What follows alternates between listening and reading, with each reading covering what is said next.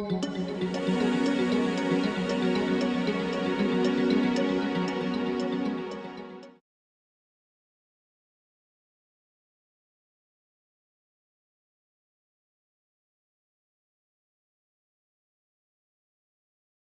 I've been asked time and time again through the years, is there Judaism in Star Trek? Well, let me put it this way. If education, value of education is a Jewish thing, then yes, there is Judaism in Star Trek. Star Trek values education very highly. You stop and think about it. All the people on the Enterprise are highly educated people.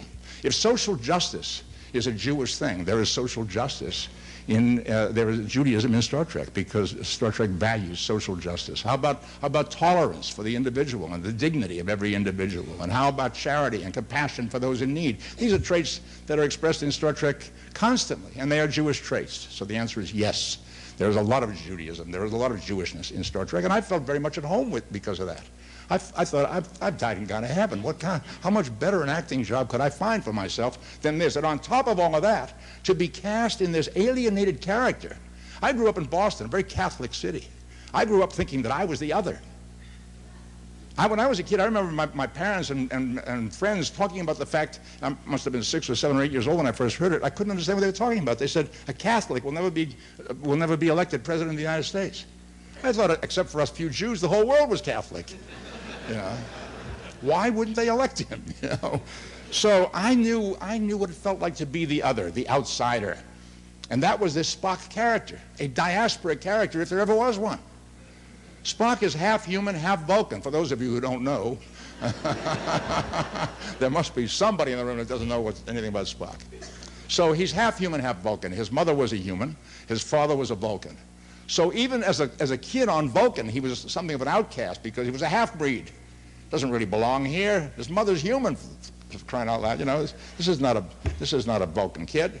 And on Earth, he's this stranger with pointed ears. You know. So he chooses this other environment, this Federation, this Starfleet to become a member of and to live there, because there they accept diversity. They accept the diversity of the individual, and he can find a home for himself. So Spock is a diaspora character in that sense, and I felt totally at home playing it. You know, what a wonderful opportunity to live inside the skin of this character that I so completely enjoyed playing because I knew who he was. And then came the day, late in the first season, when we're going to Vulcan for the first time in one of our stories, a wonderful script written by a great science fiction writer named Theodore Sturgeon. The script was called Amok Time. First time the words "live long and prosper" were spoken. It was written in that script. We're going to Vulcan because Spock has to go home to fulfill a betrothal that was arranged when he was a child. We discover he has to get married. There's a lady there who's waiting, and Kirk and Spock and McCoy, the trio, arrive on Vulcan out of the planes and wait for this procession to come out from the city. We're arriving in the planes because we couldn't afford to show you the city. So out comes the procession, and the procession is being led by a lady being carried in a sedan chair, a very regal lady played by a wonderful Jewish Viennese actress named Sidelovsky, who played a character called T'Pau. We discover that she is the matriarch of the Vulcan planet. Wonderful performance. And we're about to greet. She and I are to greet. I've been away from Vulcan a long time, and I've forgotten what the exact words were. She says something like, "Welcome home, Spock." And I said, "Yeah, it's great to be here." I don't remember exactly what I was supposed to say. But I'm looking for, each day that we shoot this episode, I'm looking for what can I introduce into this show that's a special Vulcan thing. What are we going to discover about the Vulcans? We're seeing them for the first time. My people. What are we going to discover about them? I'm looking for opportunities to inject ritual ideas or thoughts or whatever. And we have this greeting scene. And I said to the director, I think we should do something special when Vulcans greet each other. He said, "Well, what do you mean? What do you have in mind?" I said, "Well, military people salute each other. Humans shake hands when they meet. Asian people bow to each other. What do Vulcans do?" And he said, "Well, what do you want to do?" Well, I reached down into my bag of secret weapons, and I reached into my Judaism. I remember when I was a kid, probably 7 or 8 years old, I'd go to shul with my parents on the high holidays. I'd sit with my father and my grandfather and my brother downstairs in the Orthodox shul. The women were upstairs. And at a point in the service, when the Kohanim got up to bless the congregation, there would be maybe 6 or 7 of these gentlemen get up on the bima to bless the congregation, and this incredibly powerful theatrical event takes place. They get up there, And they say the prayer that's in the Old and the New Testament, Yevorecha Choronoi v'yishmerecha, may the Lord bless you and keep you, may the Lord cause his countenance to shine upon you, may the Lord turn his graciousness unto you and grant you peace. But they don't just say it. In those days, in the Orthodox shul where I grew up, there was a whole magical event took place. I'll try to give you some sense of what it was like. So these gentlemen, the Kohanim, are up there on the bima, and they're under their talits like this, and they got their hands out like this, and they're swaying and they're chanting and they're doing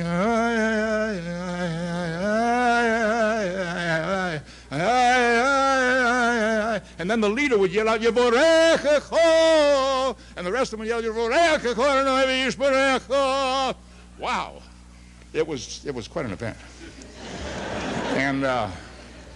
And my dad said to me, "Don't look."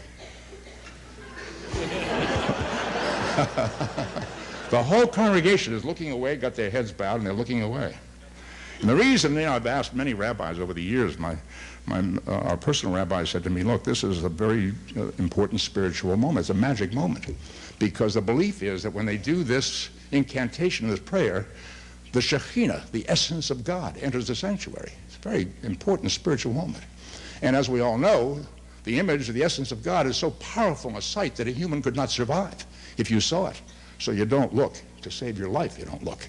But I peeked. And I survived. And I saw these guys doing this with their hands. Wow, I had no idea why they were doing that. And I think I've heard a lot of explanations for that. I think the simplest is that this is the shape of the letter Shin, which is the first letter in the word Shaddai. So they're using the symbol of the Almighty's name when they bless the congregation. There are a lot of other explanations, Kabbalistic, numerological, and so forth. But in any case, when I saw them do that, I was entranced by it. I thought, I don't know why, I just felt compelled to learn how to do that. And I did. I worked at it. Diligent practice and self-denial. I mean, I worked at it until I could do it any place, any time, both hands. I even started practicing this and this and yeah. I never dreamed it would come in handy someday. But I said to the director, "Suppose Vulcans do this." And he said, "Okay." Sort of, why not? You know? So we went to Celia Lofsky and told her what the plan was, and the director said to her, "Leonard will approach you, and he'll do that, and you'll return it, and you'll do the dialogue." Well, the problem was that Celia hadn't given them diligent practice and self-denial to the project that I had. She couldn't do it. She couldn't do it. Not everybody can do it immediately. And I thought, oh, no, we've got to get this into the show, because I really feel this is so right. Something about it is so right, so precious to me. It's got to happen. So we worked it out. We showed her how to hold her hand with her other hand in place and ready, and she held it in her lap out of sight of the camera. And when I raised my hand, she raised hers. And that's how we got it into the show.